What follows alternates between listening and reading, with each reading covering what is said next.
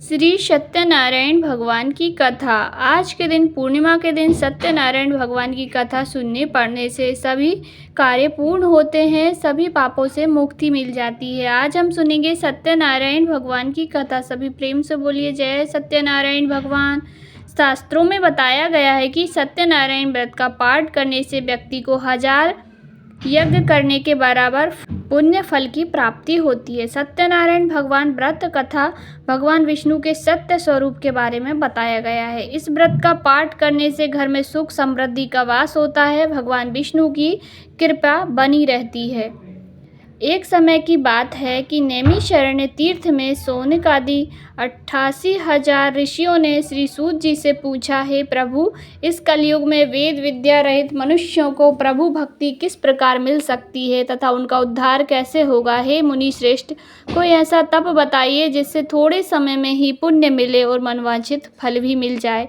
इस प्रकार की कथा सुनने की जब हम इच्छा रखते हैं, सर्वशास्त्रों के ज्ञाता सूत जी बोले, हे वैष्णव, मैं पूज्य आप सभी प्राणियों के हित की बात पूछी है, इसलिए मैं एक ऐसे श्रेष्ठ व्रत का आप लोगों को बताऊंगा जिसे नारद जी ने लक्ष्मी नारायण जी से पूछा था और लक्ष्मीपति ने मुनि श्रेष्ठ नारद जी से कहा था, आप इसे ध्यान से सुनिए। एक समय की बात है, योगी राज नारद जी दूसरों के हित की इच्छा के लिए अनेकों लोकों में घूमते हुए मृत्यु लोक में पहुँचे। यहाँ उन्होंने अनेक योनियों में जन्मे प्राय सभी मनुष्यों को अपने कर्मों द्वारा अनेकों दुखों से पीड़ित देखा। उनका दुख देखकर नारद जी सोचने लगे कि ऐसा यत्न किया जाए जिससे करने से निश्चित रूप से मानव के दुखों का अंत हो जाए। इसी विचार पर मनन करते हुए वह विष्णु लोक में गए।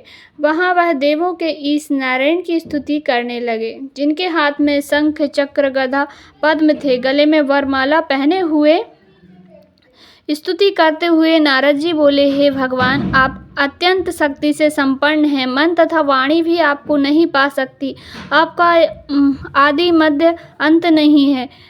निर्गुण स्वरूप सृष्टि के कारण भक्तों के दुख को दूर करने वाले आपको मैं नमस्कार करता हूँ। नारद जी की स्तुति सुन भगवान बोले, मुनि श्रेष्ठ, आपके मन में क्या बात है? आप किस काम के लिए पधारे हैं, उसे निसंकोच कहिए। इस पर नारद जी बोले कि मृत्यु लोक में अनेक योनियों में जन्मे मनुष्य अपने कर्मों के द्वारा अनेकों दुख से दुखी हो रहे हैं। हे नाथ, आप मुझ पर दया करते हैं तो बतलाइए, जो मनुष्य थोड़े प्रयास से ही अपने दुखों को कैसे दूर कर सकते हैं। श्री हरि बोले, नारद, मनुष्यों की भलाई के लिए तुमने बहुत अच्छी बात पूछी है, जिसके करने से मनुष्य मोह से छूट जाता है। यह बात मैं कहता हूँ, उसे सुनो। स्वर्ग लोक व मृत्यु लोक दोनों में एक दुर्लभ उत्तम व्रत है जो पुण्य फल देने वाला है। आज प्रेम बस होकर मैं उसे तुमसे कहता हूँ। श्री सत्यनारायण भगवान का यह व्रत अच्छी तरह विधि पूर्वक करके मनुष्य तुरंत ही यहाँ के सुख भोग कर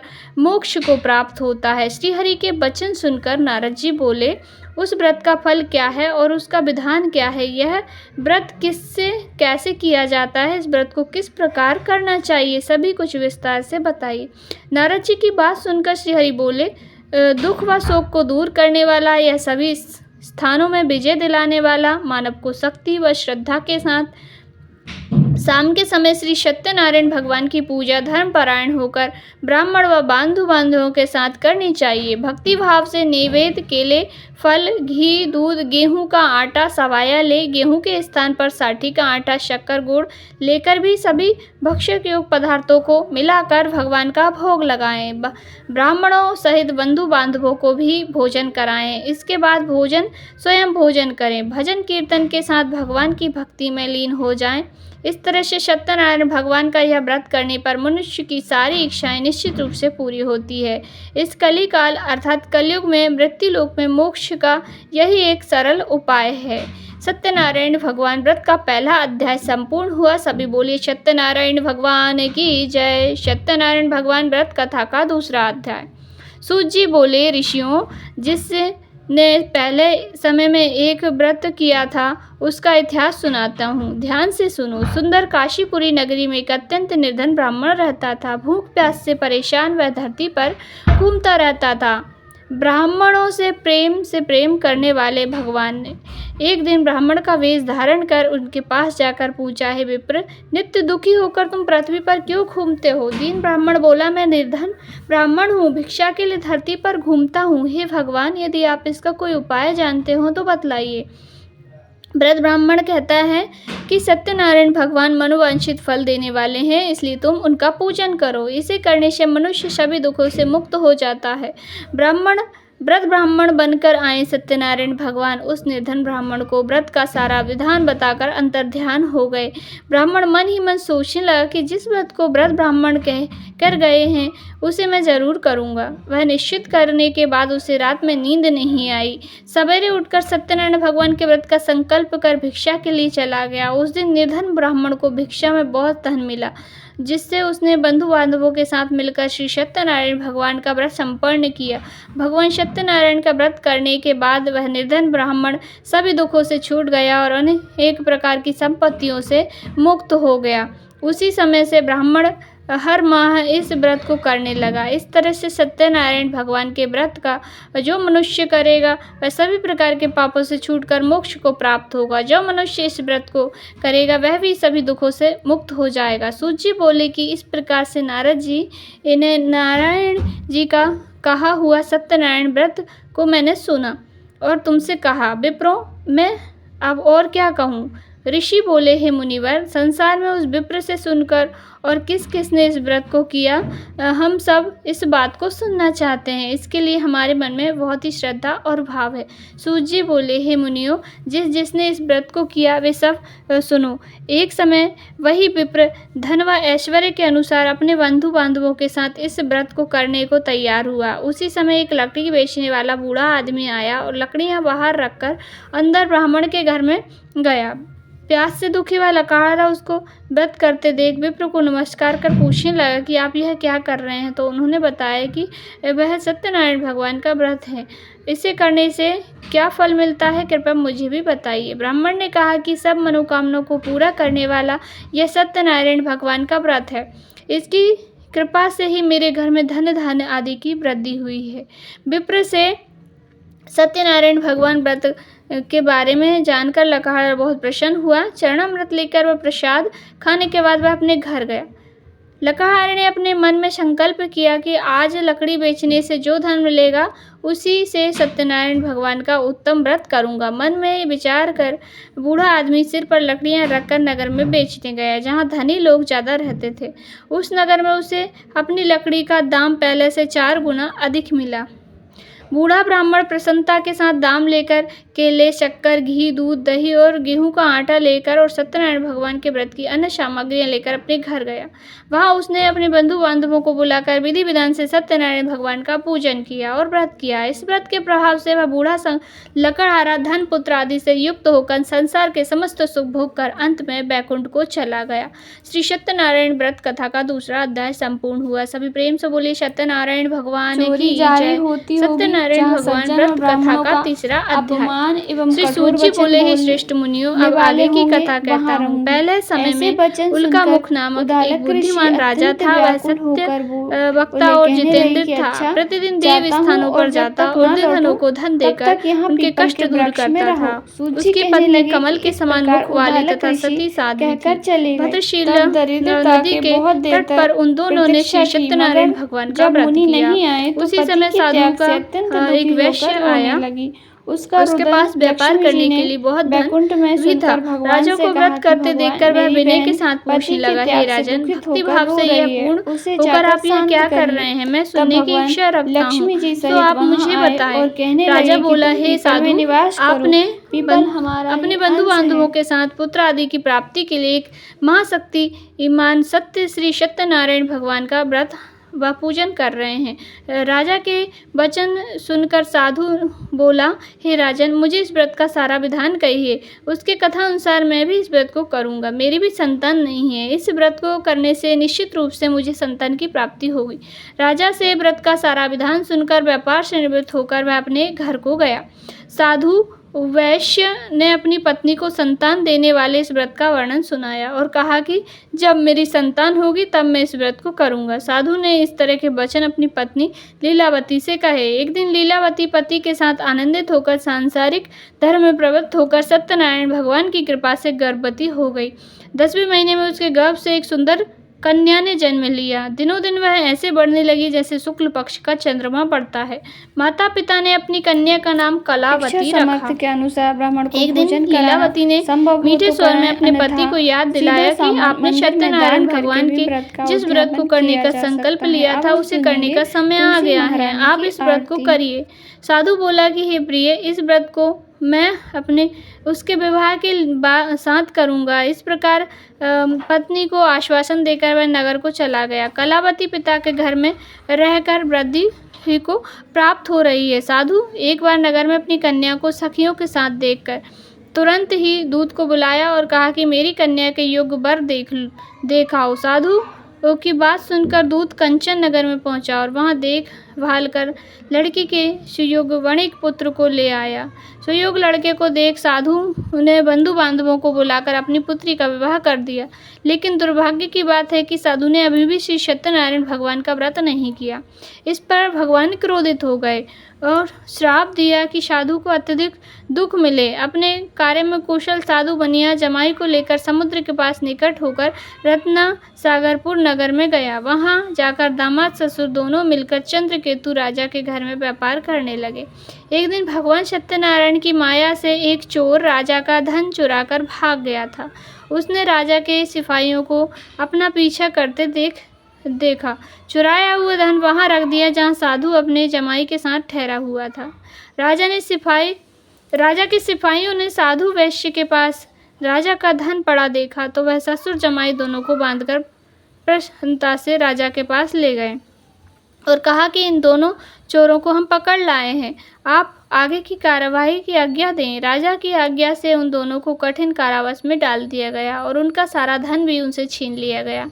श्री सत्यनारायण भगवान से श्राप से साधु की पत्नी भी बहुत दुखी हुई। तो घर में जो भी धन रखा हुआ था उसे भी चोर चुरा कर ले गए। मानसिक तथा शारीरिक पीड़ा व भूख प्यास से अति दुखी हो अन्न की चिंता में कलावती एक ब्राह्मण के घर गई। वहां उसने सत्यनारायण भगवान का व्रत होते देखा, फिर कथा भी सुनी।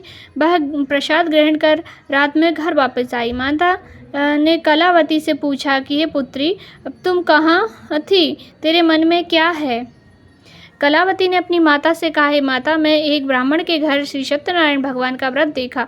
कन्या के वचन सुनकर लीलावती भगवान के पूजन की तैयारी करने लगी। लीलावती ने परिवार व बंधु बांधवों सहित सत्यनारायण भगवान का पूजन किया और उससे वर मांगा कि मेरे पति व जमाई शीघ्र घर आ जाएं। साथ ही यह भी प्रार्थना की कि हम सबका अपराध क्षमा करें। श्री सत्यनारायण भगवान इस व्रत से संतुष्ट हो गए और राजा चंद्रकेतु को सपने में दर्शन देकर कहा कि राजन, तुम उन दोनों वैश्यों को छोड़ दो, तुमने जो धन लिया है वह भी उन्हें वापस कर दो। अगर ऐसा नहीं किया तो मैं तुम्हारे राज्य व धन को नष्ट कर दूंगा, संतान सभी को नष्ट कर दूंगा। राजा को यह सब कहकर और भगवान जी अंतर्ध्यान हो गए। प्रातःकाल सभा में राजा ने अपना सपना सुनाया, फिर बोले कि वणिक पुत्रों को कैद से मुक्त कर सभा में लाओ। दोनों ने आते ही राजा को प्रणाम किया। राजा मीठी वाणी में बोला, हे महानुभावों, भाग्यवश ऐसा कठिन दुख तुम्हें प्राप्त हुआ है, लेकिन अब तुम कोई भय की बात नहीं है। ऐसा कह राजा ने उन दोनों को नए वस्त्राभूषण भी पहनाए। जितना धन उनका था उससे दुगना धन वापस कर दिया। दोनों वैश्य अपने घर को चल दिए। श्री सत्यनारायण भगवान कथा का 3रा अध्याय संपूर्ण हुआ। सभी प्रेम से बोलिए सत्यनारायण भगवान की जय। सत्यनारायण भगवान की व्रत कथा का 4था अध्याय। सूत जी बोले, वैश्य ने मंगलचार कर अपनी यात्रा आरंभ की और अपने नगर की ओर चल दिए। उनके थोड़ी दूरी पर जाने पर एक दंडी देव भेषधारी श्री सत्यनारायण भगवान ने उनसे पूछा, हे साधु, तेरी नाव में क्या है? अभिमन्यु बणिक हंसता हुआ बोला, हे डांडी, क्या आप क्यों पूछते हो? क्या धन लेने की इच्छा है? मेरी नाव में तो बेल व पत्ते भरे हुए हैं। वैश्य के कठोर वचन सुन भगवान बोले, तुम्हारा वचन सत्य हो। डांडी के ऐसे वचन कह वहां से दूर हो गए।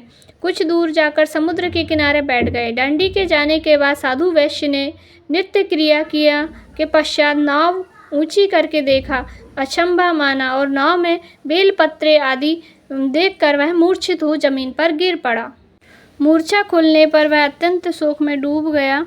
तब उसका दामाद बोला कि आप शोक न मनाएं, यह डंडी का साफ है, इसलिए हमें उनकी शरण में जाना चाहिए, तभी हमारी मनोकामना पूरी होगी। दामाद की बात सुनकर वह डंडी के पास पहुंचा और अत्यंत भक्तिभाव नमस्कार करके बोला, मैंने आपसे जो असत्य वचन कहे हैं उनके लिए मुझे क्षमा कर दें। ऐसा कहकर महाशोकातुर हो रोने लगा। तब डंडी भगवान बोले, हे वणिक पुत्र, मेरी आज्ञा से बार बार तुम्हें दुख प्राप्त हुआ है, तू मेरी पूजा से विमुख हुआ। साधु बोला, हे भगवान, आपकी माया से ब्रह्म आदि देवता भी आपके रूप को नहीं जानते हैं, तब मैं अज्ञानी कैसे जान सकता हूँ। आप प्रसन्न होइए, अब मैं समर्थ के अनुसार आपकी पूजा करूँगा, मेरी रक्षा करो। पहले के समान नौका में धन भर दो। साधु वैश्य के भक्तिपूर्वक वचन सुनकर भगवान प्रसन्न हो गए, उसकी इच्छा अनुसार वरदान देकर अंतर्ध्यान हो गए। सरसु जमाई जब नाव पर आए तो धन नाव से भरी हुई थी। फिर वहीं अपने अन्य साथियों के साथ सत्यनारायण भगवान का पूजन कर अपने नगर को चल दिया। जब नगर के नज़दीक पहुंचे तो दूत को घर पर खबर करने के लिए भेजा। दूत साधु की पत्नी को प्रणाम कर कहता है, मालिक अपने दामाद सहित नगर के निकट आ गए हैं। दूत की बात सुन साधु की पत्नी लीलावती ने बड़े हर्ष के साथ सत्यनारायण भगवान का पूजन कर अपनी पुत्री कलावती से कहा कि मैं अपने पति के दर्शन को जाती हूँ, तू कार्य पूर्ण कर शीघ्र आ जा। माता के ऐसे वचन सुनकर कलावती जल्दी में प्रसाद छोड़ अपने पति के पास चली गई। प्रसाद की अवज्ञा के कारण श्री सत्यनारायण भगवान रुष्ट हो गए और नाव सहित उसके पति को पानी में डुबो दिया। कलावती अपने पति को वहां न पाकर रोती हुई जमीन पर गिर पड़ी। नौका को डूबा हुआ देख वह कन्या को रोता देख साधु दुखी होकर बोला कि हे प्रभु, मुझसे तथा मेरे परिवार से जो भूल हुई है उसे क्षमा करें। साधु के दीन वचन सुनकर श्री सत्यनारायण भगवान प्रसन्न हो गए और आकाशवाणी हुई, साधु तेरी कन्या मेरे प्रसाद को छोड़कर आई है, इसलिए उसका पति अदृश्य हो गया है। यदि वह घर जाकर प्रसाद खाकर लौटती है तो उससे उसका पति अवश्य मिलेगा। ऐसी आकाशवाणी सुनकर कलावती घर पहुंचकर प्रसाद खाती है और फिर आकर अपने पति के दर्शन करती है। उसके बाद साधु बंधु बांधवों सहित श्री सत्यनारायण भगवान का विधि विधान से पूजन करता है और इस लोक के शुभ होकर अंत में स्वर्ग को प्राप्त होता है। श्री सत्यनारायण भगवान व्रत कथा का चौथा अध्याय संपूर्ण हुआ। सभी बोलिए सत्यनारायण भगवान की जय।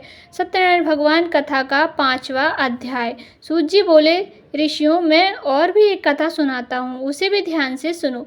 प्रजा पालन में लीन तुंगध्वज नाम का एक राजा था। उसने भी भगवान का प्रसाद त्याग कर बहुत दुख सहन किया था। एक बार वन में जाकर वन पशुओं को मारकर वह बड़ के पेड़ के नीचे आया। वहां उसने ग्वालों को भक्ति भाव से अपने बंधु बांधवों सहित भगवान सत्यनारायण का पूजन करते देखा।